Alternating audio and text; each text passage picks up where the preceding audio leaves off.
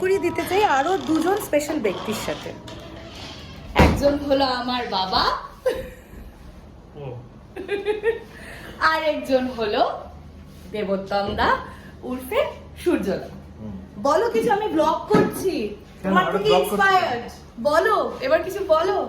এই ব্লগের নেশায় পড়েছে আমাদের সোহাগ, মানে নেশা। ব্লগ করা খুব ভালো জিনিস। আপনারা আমরা স্টুডিওতে কি করি না করি দেখতে পান, কিন্তু তুমি সবটা দেখিও না। তোমার আমার যে ভালোবাসা সেটা সবার না সেটা সবার সামনে প্রকাশ করা যাবে না। একটু ইন্ট্রোডাকশন দিয়ে দিই। সোহাগ চাঁদে দেবোত্তম দা আমার ভাসুর অ্যান্ড অলসো আমার দাদা, কারণ সোহাগ ছোট থেকেই সূর্যদার কাছে বড় হয়েছে এবং সূর্যদাকে খুব ভালোবাসে। আর সেখান থেকেই এই দাদা বোনের কেমিস্ট্রিটা, যেটা আশা করছি এখন মিস করছো, কারণ এখন তো আমি ওই বাড়িতে নেই, মানে গল্পে ওই বাড়িতে নেই। তো কতটা মিস করছো সোহাগকে? প্রচন্ড মিস করছি সোহাগকে। আমরা এসে তো প্রথমেই খোঁজ করি কারা কারা এসছে আজকে, আর যখন দেখি সোহাগ আসেনি সত্যি তো খারাপ লাগে। সত্যিটা ঢপ, ঢপ হবে না বুঝলি, সত্যিটা ঢপ। 1 বছর ধরে একে আমি দেখছি, 1 বছরে আস্তে আস্তে আমাদের একটা বন্ডিং তৈরি হয়েছে, একটা ভালোবাসা তৈরি হয়েছে। তো না থাকলে তো মিস করি ডেফিনেটলি। কিরকম ইমপ্রুভমেন্ট কিরকম হয়েছে? কার ইমপ্রুভমেন্ট? আমার অবশ্যই। তোমার ইমপ্রুভমেন্ট, তুমি তো ইউ আর দেয়ার। আমার কিরকম ইমপ্রুভমেন্ট হয়েছে? ও যখন প্রথমে এলো, একে আমার প্রথম প্রোমোতে দেখে খুব ভালো লেগেছিল, খুব এক্সপ্রেসিভ লেগেছিল, নতুন হিসেবে খুবই ভালো লেগেছিল ওর কাজ প্রোমোতে।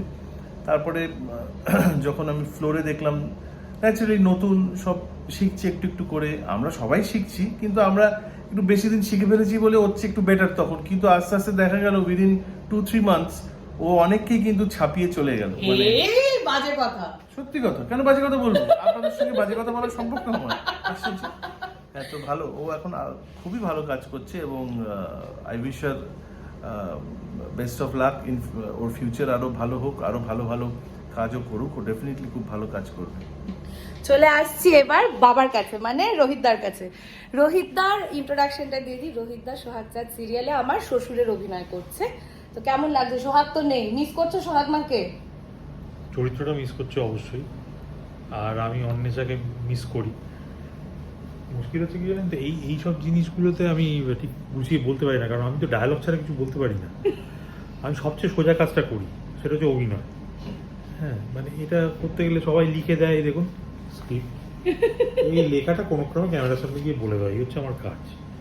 এবার এই যে ব্লক টক করে নিজস্ব কিছু কথাবার্তা সাজিয়ে গুছিয়ে বলে যে আমি পারি না, এই সব বলে আমাকে বিড়ম্বনায় ফেলে। আমি চুপ করে এখন মেকআপ রুমে বসে আছি, এর মধ্যে একটা আলোকিত একটা ক্যামেরা নিয়ে আমার সামনে চলে এলো। আমার সৌভাগ্য যে আমি বিভিন্ন জেনারেশনের লোকজনের সঙ্গে অভিনয় করার সুযোগ পেয়েছি। এদের জেনারেশনও খুব মারাত্মক ট্যালেন্টেড, আর এখন তো কচি কাচার দল সব। আমি এখন ছাত্র, আমি সকলের কাছ থেকেই শিখি। আমি আমার সিনিয়রদের কাছ থেকেও শিখেছি, শিখে কাজে লাগানোর চেষ্টা করেছি। সে একটু বিক্রি করে কোনো ক্রমে পেট চালিয়েছি অভিনয় করে। আবার এখন জুনিয়রদের কাছ থেকে শিখছি। নাতি নাতনির সঙ্গে আমার সোহাগ মাও চলে আসবে খুব শিগগিরই, মানে সেটা আসাটাই উচিত। মানে এত বছর ধরে সিরিয়াল করে যেটুকু বুঝেছি বা অভিনয় করে বুঝেছি, চলে এলে তখন একদম সংসার পরিপূর্ণ হবে। তখন আবার এরকম বড় বড় স্ক্রিপ্ট দেবে, সেগুলো মুখস্থ করবো, গড় করে ক্যামেরার সামনে বলে দেবো। খুব ইজি, খুব ইজি। দেখা হচ্ছে আবার পরের ক্যারেক্টার ইন্ট্রোডাকশন, আরো সবার সাথে আলাপ করাবো আপনাদের। তাই দেখতে থাকুন দ্য বস লেডি ব্লগস। দেখিস ফুলি যা করছে গায়ে ফেলবে। ফুলি রানী বাবা, এবার কি এটা ডেকোরেশন হবে? সান্দিয়া এনো এত খাটলাম যখন একটা দোকলা খেয়ে দাও তো।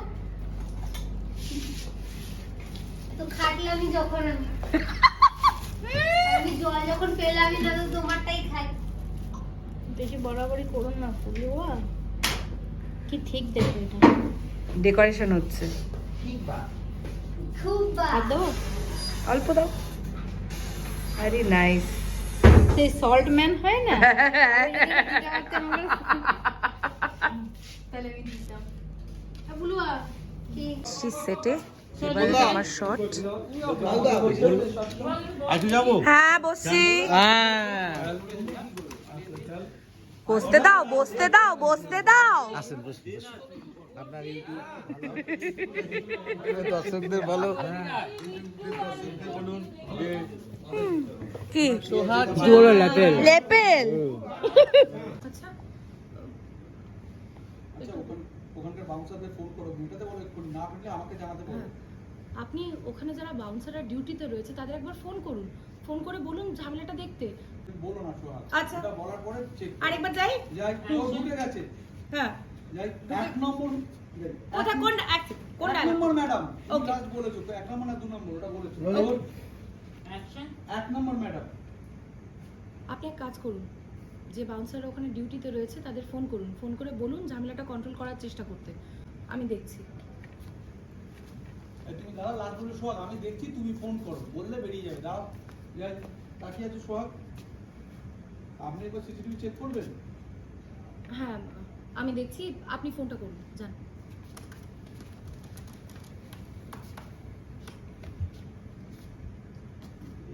ফোনটা করলে দেখলে ঝামেলা চলছে, ফোন করলে বাউন্সারকে। সব বাড়িতে জানিয়ে সেটা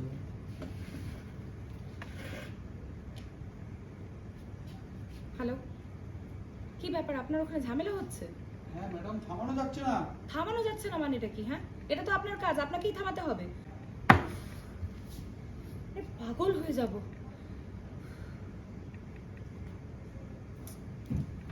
আজকে সারাদিনে একবারও তোর সাথে কথা বলার সময় পাইনি রে মা। ম্যাডাম ম্যাডাম ম্যাডাম বলছি স্যার আপনাকে ডাকছে। এক্ষুনি যেতে হবে? হ্যাঁ, কালকে ডিউটিগুলো নিয়ে বসতে চাইছে। ঠিক আছে, আপনি যান, আমি আসছি। প্যাক আপ হয়ে গেছে, এবার বেরোচ্ছি। জুয়েলারি খুলবো, মেকআপ তুলবো করে বাড়ি। এখন এতদিন সোহাগের ওপর চাপ থাকতো, এখন সোহাগের মেয়ের ওপর চাপ। আমার মেয়েটা সকাল থেকে ওদের নাওয়া খাওয়ারও সময় পায়নি, জলও খেতে পাচ্ছে না, এত চাপ, সব সিনে চরকি।